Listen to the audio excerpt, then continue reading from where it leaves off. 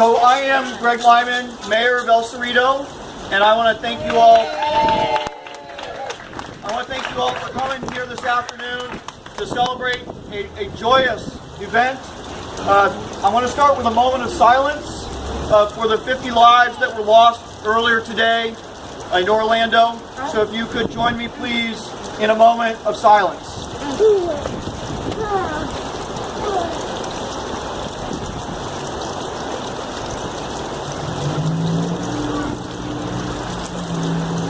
That act of hate is exactly the opposite reason for why we are celebrating today. Today is about love and acceptance. And that is why we're gathered today. And I want to thank you all for coming out and enjoying this day for what it is. I want to thank the Human Relations Commission for putting on this event. And I'll be introducing Rochelle Pardue-Okamoto in a minute, but I want to thank her as well. I want to acknowledge Vice Mayor Abelson and Councilmember Quinto for joining us today in celebration of this event. I also want to point out one of our early interracial marriages was Dorothy Clark and Sundar Shoddy. These people had to leave the state to go get married, and they are people that we hold dear in our city. As you go into the chambers, you'll see the Wall of Fame, and Sundar Shoddy's photo is there on the Wall of Fame. And just up here, this room up here, is the Dorothy and Sundar History Room. They contributed a tremendous amount to our city, both financially and in their gifts around their events on Sundar's property up on the Arlington. So I would like you to all acknowledge, as you go in, there's a poster acknowledging what Sundar and Dorothy had to go through to get married. So with that, I will introduce Rochelle Pardue-Okamoto. Once again, my name is Rochelle Pardue-Okamoto. I'm the Vice Chair of the Human Relations Commission here in El Cerrito, and we want to thank you very much for coming out today and celebrating Loving Day with us. Part of our mission here in the Human Relations Commission is to recognize the racial, ethnic, religious, and cultural diversity of the community. We decided to celebrate Loving Day with that in mind. Loving Day is the movement that began in 2004 by then graduate student Ken Tanabe, a biracial man himself of Japanese and Belgian descent. He studied the loving case when he was in graduate school and decided to come up with a day to celebrate it. They started that in New York City to celebrate Loving versus Virginia, which legalized interracial marriage. I want to tell you about Mildred and Richard Loving. Mildred and Richard Loving were an interracial couple. Richard was of Caucasian descent, and Mildred was of African and Native American descent. They married and then were put in jail for the simple act of love. They were forced to leave the state, leave their home. They decided to fight. They took their case to the Supreme Court, and it was decided unanimously that they should be allowed to marry.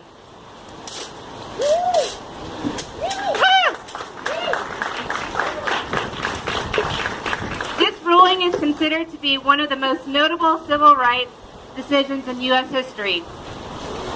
And it was the court case that was used as precedent to legalize gay marriage last year. Give me another woohoo!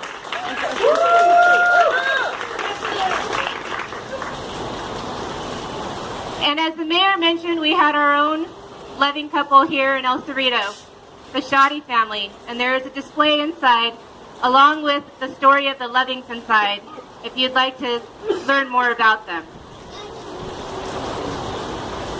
Thanks to everyone for coming out today. I'd like to point out some of our tables here. We have the Richmond Rainbow Pride, the NAACP, the El Cerrito Democratic Club, and the Friends of the El Cerrito Library. We also have the Human Relations Commission, and we have a seat open so you guys can apply and join us if you'd like. I'd also like to have a shout out to Molly Hazen, who helped me with a lot of the preparation behind the scenes on today. I'd like to thank all of the other volunteers that came out today to help us set up, and the city staff and other city employees that are participating in Loving Day today. Thank you very much.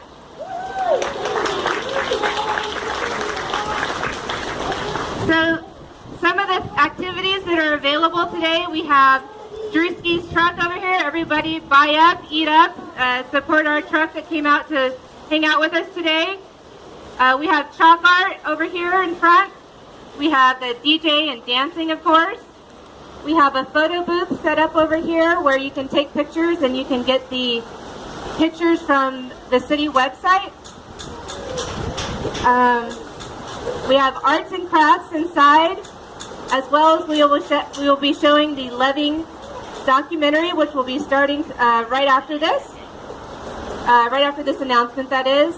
And we have a reading corner inside with lots of children's books, as well as a diversity quilt that shows a lot of stories of interracial and other types of marriages inside, and we really appreciate them coming out as well. That was kind of a last-minute decision, and it's beautiful. Everyone, please go inside and take a look at it. And then I would like to also mention, as we talked about, we have our flag hanging at half-staff today because of the horrible incident that happened yesterday. But I would like to mention that we usually are flying the Pride flag during the month of June here in El Cerrito, and that's the only reason why it's not up today, is because we're honoring the people that passed. But we wanted to make sure that everyone knows that El Cerrito has pride for all of our families. Another woohoo.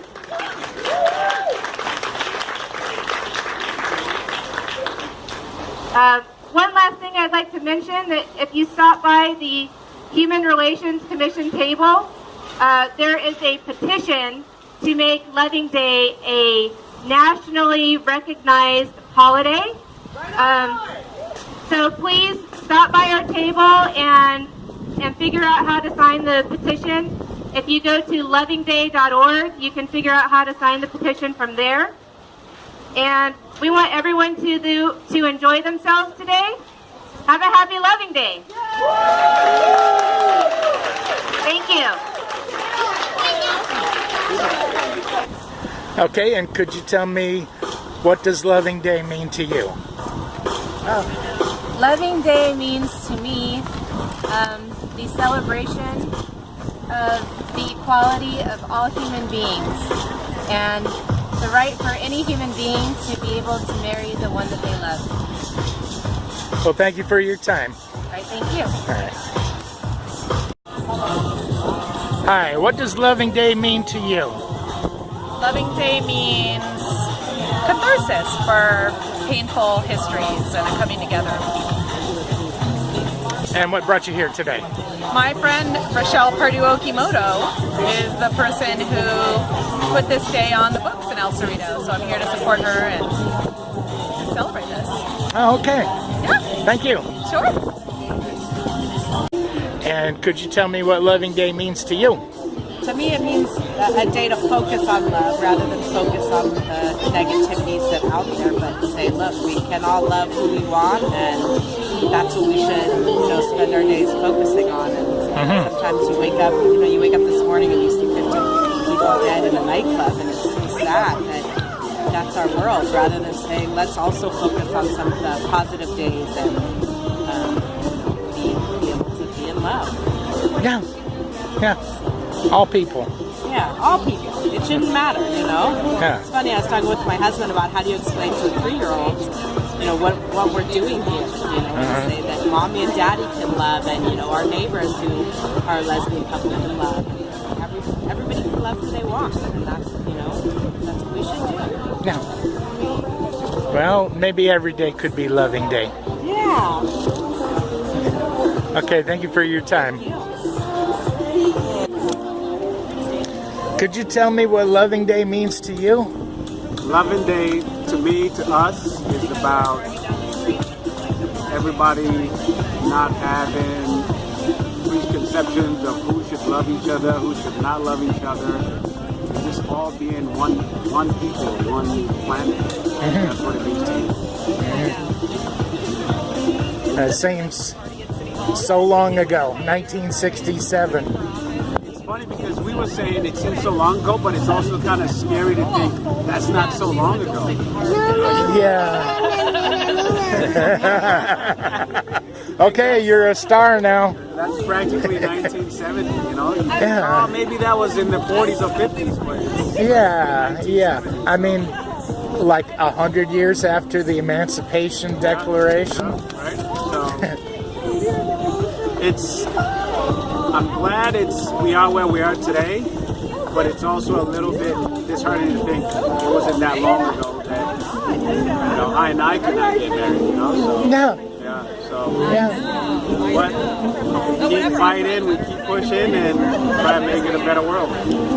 And it took 9 years for the Lovings to actually fight it Yeah. all the way to the Supreme Court. And that's what she mentioned to me yesterday. She said, do you realize it took them 9 years? Yeah. And we thought, so we think, what do you do in those 9 years? You know, what are their neighbors doing, right? Because the state of Virginia is saying you can't live here. Right. And you think, 9 years, what do you do for those 9 years? So, You could be sitting in jail for 9 years. you could be sitting in jail. You don't know what's going on with their neighbors, their local schools, you know, so. All right. Thank you.